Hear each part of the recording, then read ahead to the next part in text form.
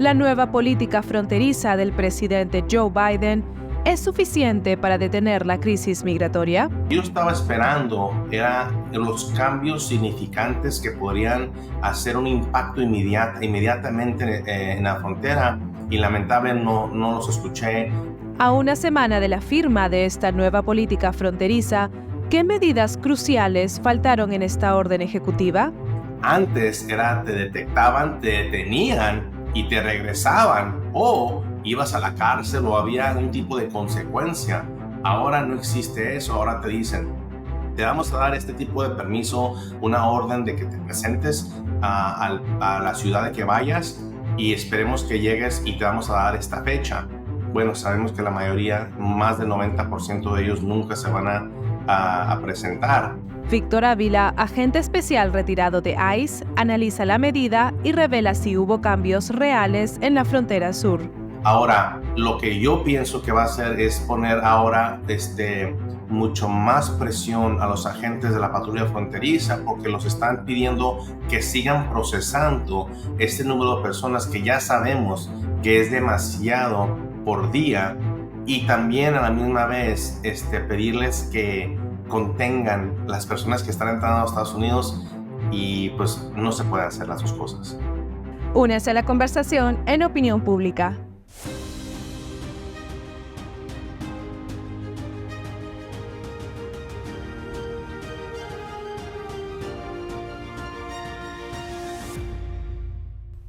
Buenas noches, bienvenidos a su casa. Esto es Opinión Pública y yo soy Pachi Valencia. El martes pasado, el presidente Joe Biden firmó una orden ejecutiva para evitar más solicitudes de asilo en la frontera sur. Sin embargo, una semana después de su implementación, los expertos en inmigración advierten que la crisis fronteriza sigue sin cambios significativos. El presidente Biden presentó esta medida como la más contundente de su administración, argumentando que busca superar la obstrucción republicana que ha dificultado, según el presidente, la solución para el problema de la frontera. La administración ha asegurado que esta medida es temporal, más humana y enfocada en los inmigrantes que cruzan ilegalmente sin tener en cuenta las razones religiosas. Sin embargo, la cifra de cruces ilegales en la frontera sigue excediendo el límite de los 2.500 encuentros diarios y persisten importantes excepciones a estas restricciones. Así que para analizar en profundidad nos acompaña Víctor Ávila, agente especial retirado de ICE, miembro del grupo de expertos Border 911 y autor del libro Agent Under Fire, A Murder and a Manifesto. Víctor nos ayudará a entender las implicaciones de esta medida y qué otras acciones podrían haberse tomado para abordar mejor y más efectivamente la situación en la frontera. Víctor Ávila, ex agente especial retirado de ICE, un gusto tenerlo aquí en Opinión Pública. Muchas gracias por estar aquí. Gracias. Víctor, como agente de las fuerzas del orden retirado y con su experiencia estando en la frontera, ¿cómo ve la situación actual en la frontera a una semana de que el presidente Joe Biden firmó esta orden ejecutiva? ¿Ha notado algún cambio relevante? Lamentablemente no se ha visto ese cambio en las áreas, especialmente de Arizona y California. Texas ya habían bajado un poco los números antes, pero eso es otro tema que tiene que ver con México. Pero no ha pasado el fluido y el tráfico de personas entrando a Estados Unidos ilegalmente, pero no son mexicanos, no son centroamericanos, son personas de China, de África, de Europa, de Turquía, de muchos otros países del mundo que siguen entrando por esa área de Estados Unidos. Así es que hay una confusión ahorita en esta semana porque según el límite de personas que iban a entrar eran 2.500 al día, pero están viendo sobrepasar ese número, más de ese número diario, y todavía siguen entrando las personas. Cuéntenos un poco, usted estuvo presente durante el anuncio de Biden de esta orden ejecutiva. Cuéntenos un poco sobre ese día y qué fue lo que incluía esta orden.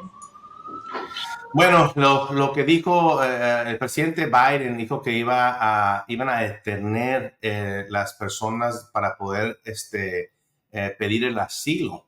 Pero lo que se me hizo raro a mí es que las personas y las que están entrando, la mayoría, 9 de 10 de ellas, de cada personas, no califican bajo el criterio que ya existe bajo el asilo y las leyes que ya existen en Estados Unidos. Entonces ahí no sé qué cambio está hablando el presidente, pero también habló de los 2.500 personas, habló de otros trámites que las personas pueden denunciar a los traficantes también y habrá un tipo de recompensa.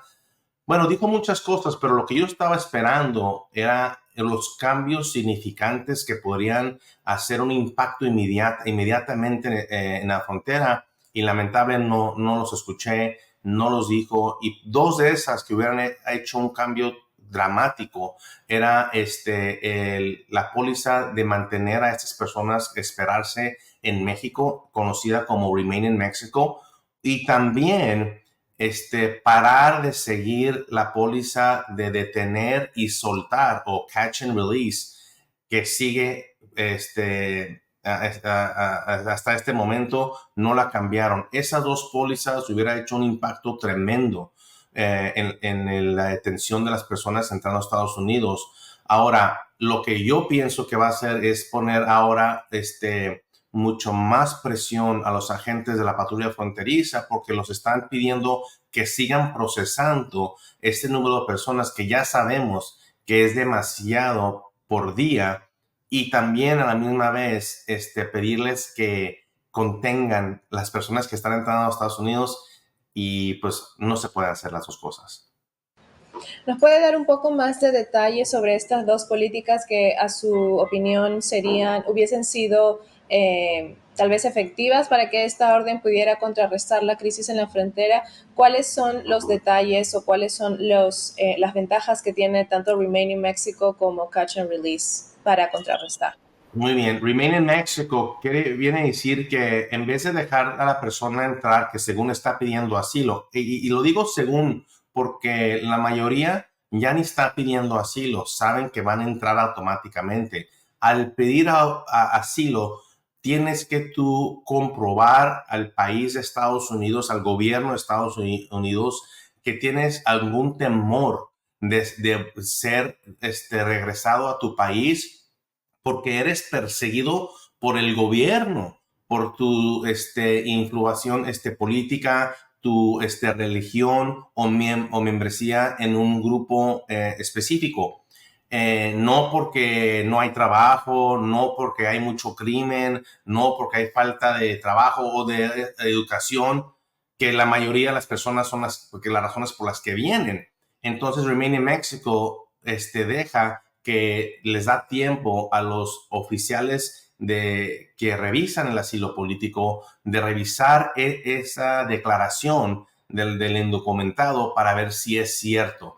Y como te digo, nos estamos dando cuenta, sabemos que 9 de 10 personas no califican, entonces no van a ser admitidas. Lo que está pasando aquí ahorita es al revés. Lo estamos admitiendo, luego nos damos cuenta que no calificaron. Entonces, la otra póliza de Catch and Release es eso, es una póliza, no es una ley. Es una póliza que el gobierno de Biden, la administración, están detectando a la persona y luego la dejan entrar a Estados Unidos mientras que empiezan los trámites de inmigración, de removerlos, de quitarlos de Estados Unidos. Antes te detectaban, te detenían y te regresaban, o ibas a la cárcel o había un tipo de consecuencia.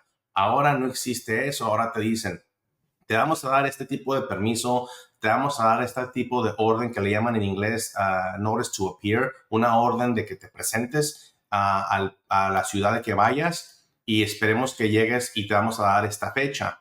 Bueno, sabemos que la mayoría, más del 90% de ellos nunca se van a presentar. Entonces, estas dos, si con senso común te das cuenta que si estuvieran implementadas, no estuvieran entrando miles y miles de personas. Hago una pausa para invitarlo a suscribirse a nuestro canal de Opinión Pública en YouTube. Manténgase informado sobre todo lo que ocurre en nuestra comunidad hispana y conozca la perspectiva de nuestros líderes latinos. Haga clic en el botón de suscripción y active la campanita de notificación. Su apoyo significa mucho para nosotros. Para la política de Remain in Mexico, definitivamente tendría que haber un acuerdo ya establecido entre la administración Biden con el gobierno actual mexicano, ¿o cómo podría ser la mejor forma? Sí y no. Y te digo, te respondo así porque realmente no tenemos que hacer nada. En Estados Unidos, cuando estás en México, hay que recordar que las personas están ilegalmente presentes en México también.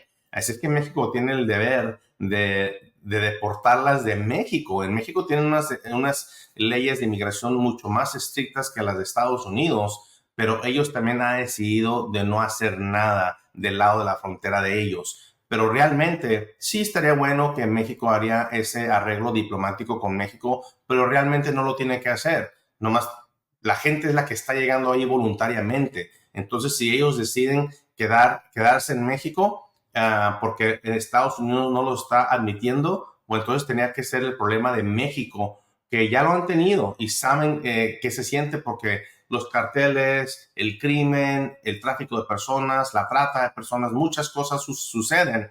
Pero aquí es donde se me hace a mí que Estados Unidos tiene que mandar esa señal a México y a otros países que van a tener que tomar la responsabilidad ellos mismos de hacer algo del lado de ellos. Víctor, ¿y qué pasa con esta aplicación móvil CBP One que ha generado mucha controversia? ¿En dónde queda esta política, podría decirse, en torno a toda esta orden ejecutiva?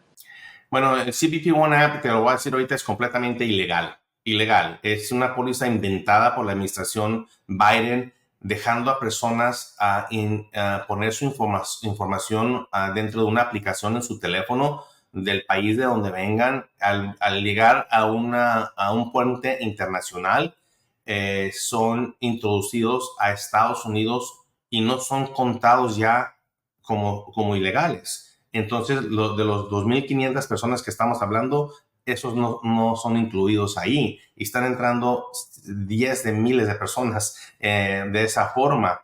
Y no hay ningún tipo de vetting o de chequeo para ver esas personas qué son, a qué vienen, con quién van, dónde se van a quedar. Y están entrando por el puente internacional según con un permiso que el gobierno de Biden les ha dado. Pues ese permiso es ilegal y lamentablemente la gente se va a dar cuenta que estos permisos que les han dado por el sistema de parole, que es una de las formas que le están dando esos tipos de permisos, se van a dar cuenta que no tienen ningún estatus y van a estar aquí completamente indocumentados.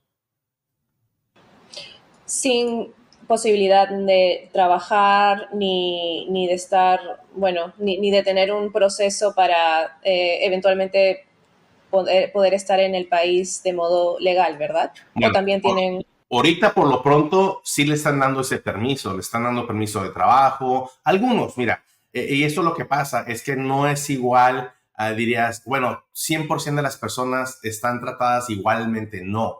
La burocracia de este sistema está quebrado de por sí y no todos reciben la misma beneficio. La mayoría sí reciben permiso de trabajo y otros, y muchos recursos aquí dentro de Estados Unidos. No todos, pero la mayoría sí lo están recibiendo, pero lo están recibiendo de una forma ilegal, siendo que no están siguiendo las leyes de Estados Unidos, mismo gobierno. Entonces, al momento, si cambia el gobierno en noviembre, estas personas se van a dar cuenta muy rápidamente que todo esto, lo que les dio el gobierno de Biden, no va a tener ningún estatus legal. Entonces, ellos son los que van a sufrir y se les van a pedir que se regresen a su país. Esta orden ejecutiva aborda evidentemente a los inmigrantes ilegales que son detenidos al cruzar la frontera, pero ¿qué sucede con los llamados getaways que logran evadir la captura? ¿Desde dónde se origina esto? Me comentaste anteriormente de que por Arizona es donde están entrando más el flujo de inmigrantes ilegales.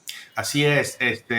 Hay dos tipos de gotaways. Hay el tipo de que es contado, que ahorita ya va arriba de 2 millones de personas que sabemos entraron, los vimos, la patrulla fronteriza los vio, los detectó por una cámara, por un sensor y los vio, pero no pudo ir por ellos a detenerlos y entraron.